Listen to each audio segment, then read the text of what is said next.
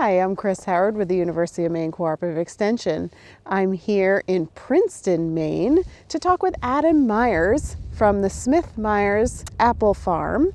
And we're going to talk about NAP insurance and risk management on your new farm.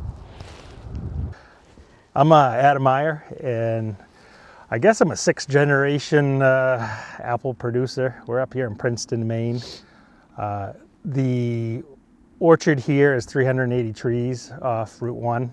We also have a couple more tracts at our homestead location down Mill Street, which has been in the family since 1868, when my great-great-grandfather Cyrus Smith purchased the existing farm then after the Civil War.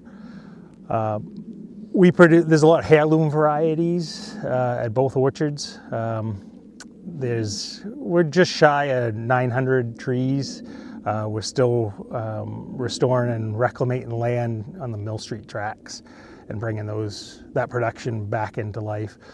We don't use chemicals or anything like that. We're trying to do things organically, even though we can't claim organic, because we don't want to do the paperwork for that and all the inspections, but we grow naturally. As you can see by some of these trees behind us, they're big trees. Some of them are 30 feet tall, so that plays into how you care for them, and what they produce. Some of these trees produce little because they need a little more attention, but some of them are high producers because they're more of a standard tree. This is not your typical commercial operation. We're kind of utilizing the assets that we have,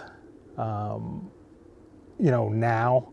The trees some of them are over 100 years old. Some of them approach 150 years old. And what we're trying to do is utilizing whatever we can get out of those trees and bring back some production, hopefully on an economic point of view, but also the historical value. We're bringing production back.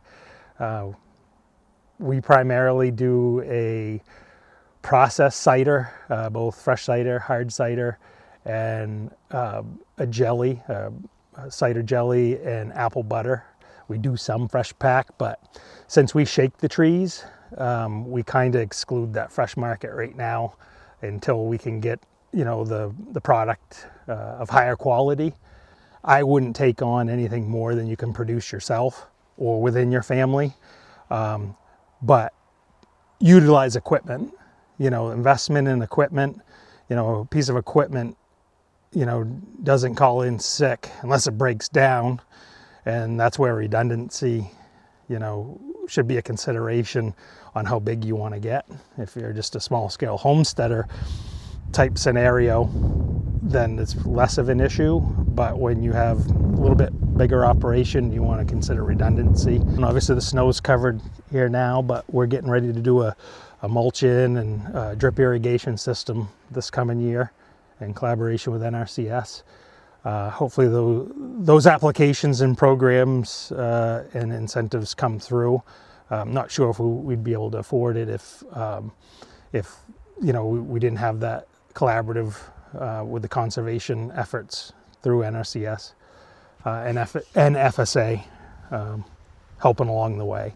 Now apples in Washington County aren't insurable, so you're able to apply through NAP to cover that. Well, as a beginning farmer, you want to maximize your coverage. So basically they take care of the premium as a beginning farmer. So it would be insane not to apply for that program and that coverage. And even if you bought up, I don't know, I haven't gotten the bill yet, but compared to, I would suggest buying up that coverage because the basic coverage is already given to you. So that could make a difference too on, if you do have events like we've had over the last 3 years, even though the drought might be the only one we get covered. With that, know the program asks the questions, because it could change overnight, like yesterday, or from year to year, and what you think you're doing is the appropriate action, whether it be a claim. Be in touch with your FSA person weekly, literally. Even if it's a hi, how you doing, call you next week, email you next week, at least an email if it's not a conversation, because sometimes the government's shut down and no one's answering the phones. So send that email, and it gives you a historic record. You're asking questions, you're in touch with them. It's truly a relationship with whatever reps there are through FSA, NRCS, locally, even at the regional, state level, whatever. They got to know you and the efforts you're putting in. Officially, I don't know if that has much of an impact because it's so cut and dry. You meet this criteria, you don't. But having that relationship, if there's, you may get more information out of something if you have a better relationship.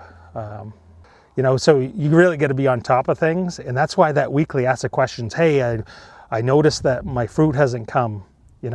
Ask that question to get a response. At least there's a record there, and then they'll say, oh yes, you don't have fruit set, or all your blossoms are gone now because of the torrential rain that came through. If you don't have blossoms, you don't get pollination, you don't get fruit set, you don't have a crop. So each one of those, it may seem very simple and stupid, but make that email or text it. Text it to the email, so at least we can all go back to it. The Emergency Conservation Program, I was unaware of it until, once you sign up for FSA, there's programs that the general public might not know about unless they're interested in it or do off-ended research. But the ECP program, when the storms came through, it was presidentially declared, allowed for this particular instance, trees that were damaged, the debris that are in the orchard floor, branches, trees down. It helped for that cleanup. Even if you don't get anything per se out of FSA, to be on the books per se, hey, you're a producer, you never know what might come out of it to your benefit. They'll help sustain the operation, or at least take off a little of the financial edge in case of one of these events, whether it be insurance or emergency cleanup stuff, marketing assistance, or other opportunities if you want to get bigger. And a lot of these programs are based on records of your yields this year versus yields last year and all of that. How do you keep your records? The simplest way I can, and it's basically a logbook, like through the harvest per se, and then it's tabulated on a spreadsheet. Very simple. To do it in a way that's comfortable to you, but you just document everything. I like spreadsheets because that's what I've done for a long time. And you can, summarize things very easily. It's easy to input and it's right in front of you. I guess across the board, whatever you're going to produce, whether it's a farm or business or whatnot, list out what you want to do. Maybe three points. What do I want to produce? Is it apples? Is it corn? Is it this or that? And then put it out on paper just real quick, what that's going to look like if you're hit with a storm, a drought, a flood, or something happens to you. Hey, maybe your one piece of equipment goes down. Not to be the negative pessimist, but really look at, okay, if you go all in on something and then something happens, are all your eggs in one basket? So to have redundancies, for example, with this orchard, we have apples. We also have the ability to produce other products, from the honey from the bees to the wax from the bees, wood chips from prunings for smoke wood. Some of the area here for firewood. We also have maple sap production. And they're time dependent, but they're not schedule dependent. And that I mean, if we didn't prune this today because I got 3 kids to bring to practices and all that stuff, and there's other life scenarios, tomorrow they'll be available to prune too. And it's really not going to make a difference. You know, it's not a 9 to 5. Keep it really simple as it can be. Gain knowledge though, you know, whatever industry you're going to be in. And then do good. Have an alternative reason to a benefit, whether it be community, heritage, you know, personal well-being. Because if it's just one component, it's probably not going to survive. If you're just doing it, you know, for, you know, historic reasons or sentimental reasons, the financial aspect's probably going to put you under. But if you're just doing it for economic reasons, you may not have the drive, especially when the money goes out and it doesn't come back. So it's got to be a total thing. Got to like what you're doing.